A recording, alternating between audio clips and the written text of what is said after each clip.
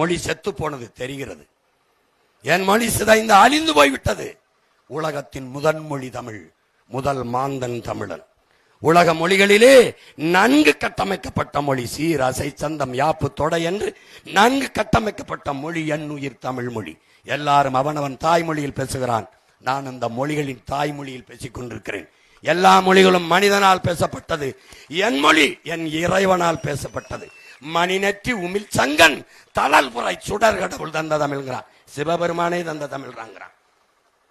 நக்கீரா உன் தமிழோடு சற்று விளையாடவே நான் வந்தேன்கிறான் சிவபெருமான். நக்கீரன்கிற என் பாட்டனை பார்த்து, திருமுருகாற்று படை தந்த அந்த பெரும்பிளவனை பார்த்து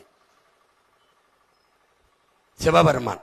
கொங்குதேர் வாழ்க்கை அஞ்சுரை தும்பி காமம் செப்பாது கண்டது மொழிமோன்னு செயலை எழுதி கீழே இறையனார்னு இருக்கு. படிச்சவனுக்கு தெரியும், செயல படிச்சவனுக்கு.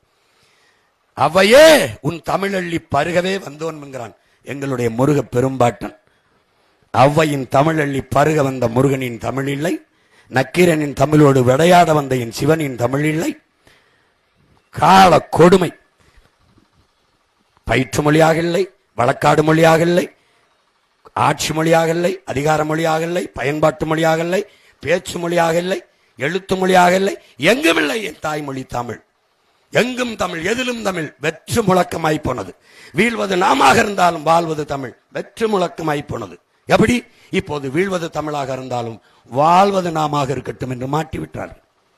யாமறிந்த மொழிகளிலே இனிதானது எங்கும் காணோம் என்கிறான் பாரதி, நம்முடைய பாட்டன் பாரதி. நாம் அவனுக்கு என்ன சொல்ல வேண்டியது இருக்கு? ஆமா பாரதி, எங்கேயும் காணோம். மணக்க வரும் தென்றலிலே குளிராயில்லை, தோப்பில் நிழலாயில்லை, தனிப்பெரிதாம் துன்பம் இது தமிழகத்தின் தமிழ் தெருவில் தமிழ்தான் இல்லைங்கிறான் புரட்சி பாவேந்தன் பாரதிதாசன். எங்கே இருக்கிறது தமிழ்? தமிழ் பேச தெரியவில்லை. தமிழன் என்ற இனம் செத்து போனது.